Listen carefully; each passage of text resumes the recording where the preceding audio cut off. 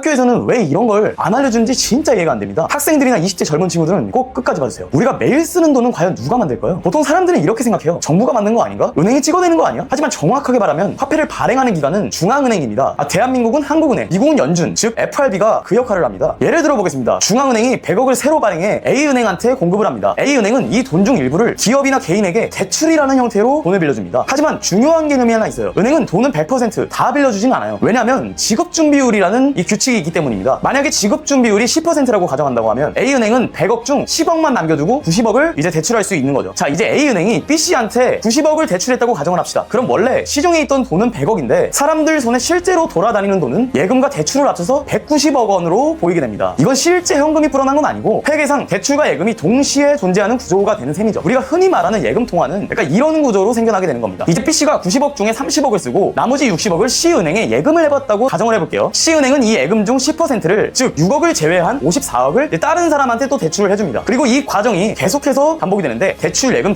이런 식으로 말이죠. 이런 식으로 중앙은행이 이제 처음 발행했던 100억보다 훨씬 많은 빚 기반의 통화가 시장에 풀리게 되는 겁니다. 이제 이거를 부분지급제도라고 하죠. 핵심은 이겁니다. 우리가 사용하는 돈의 대부분은 실제로 존재하는 현금이 아니라 대출을 통해 생성된 예금 통화라는 겁니다. 즉 돈의 상당수는 빚에서 파생된다는 거죠. 이제 반대로 한번 생각해 볼게요. 만약 중앙은행이 추가로 돈을 발행하지 않고 그대로 둔다면 어떻게 될까요? 사람들은 빌린 돈을 갚아야 하고 그 과정에서 시중에 풀려 있는 돈은 점점 줄어들게 됩니다. 이렇게 되면 누군가는 갚고 누군가는 못 갚는 제로섬이 시작될 수 있는 거죠. 이때 중요한 역할을 하게 되는 것이 바로 금리라는 건데 금리를 올리면 대출이 줄고 시중에 도는 돈도 줄어들게 되는 거죠. 반대로 금리를 내리면 대출이 늘어나고 시장에 돈이 더 많이 풀리게 된다는 겁니다. 이처럼 이자율은 통화량을 조절하는 강력한 이제 도구가 되는 거죠. 그렇다면 이 중요한 금리를 과연 누가 결정할까요? 바로 미국 연준 FRP라는 겁니다. 왜냐하면 미국 달러는 전 세계 기준이 되는 기축통화이기 때문에 대한민국 같은 수출 의존도가 높은 나라들은 미국 금리 변화에 민감하게 반응할 수밖에 없습니다. 여기서 더 흥미로운 점이 있는데요. FRP는 미국 정부기관이 아닌데 연준은 의회가 만든 독립기관이며 그 구조 안에는 민간은행들이 주주로 참여하는 형태인 겁니다. 정부가 직접 소유하진 않지만 대통령이 이사회를 임명하고 의회가 감독하는 공공성과 민간성이 혼합된 시스템인 거죠. 이런 복합적인 구조 속에서 결국 통화량과 금리 변화에 따라 우리는 인플레이션과 디플레이션, 물가 상승과 하락에 직접 영향을 받게 됩니다. 그리고 그 영향은 기업뿐만 아니라 대출이 많고 자산이 적은 일반 시민, 특히 젊은 세대에게 더 크게 다가오죠. 자, 한번 정리해볼게요. 우리가 쓰는 돈의 대부분은 빚을 기반으로 만든 예금 통화이고 이 구조는 계속 반복되며 통화량을 늘립니다. 하지만 중앙은행이 돈을 풀지 않으면 시장은 점점 타이트해지고 제로섬처럼 경쟁하는 구조가 되는 거죠. 금리는 FRB 같은 중앙은행이 조절하고 그 영향은 우리나라 같은 수출국까지 영향을 끼칩니다. 결국 이 시스템에서 가장 흔들리는 건 일반 국민, 특히 이제 청년층인 거죠. 여기까지 들었다면 단순히 돈 벌자가 아니라 돈이 어떻게 만들어지고 어떻게 돌아가는지를 이해해야 한다는 걸 느끼셨을 거예요. 이 구조를 아는 것만으로도 여러분들은 경제를 한 단계 깊이 있게 볼 수 있을 겁니다. 원래 복싱을 알려주지만 오늘은 그냥 제 TMI라고 생각하시고 다음 영상에서 뵙겠습니다.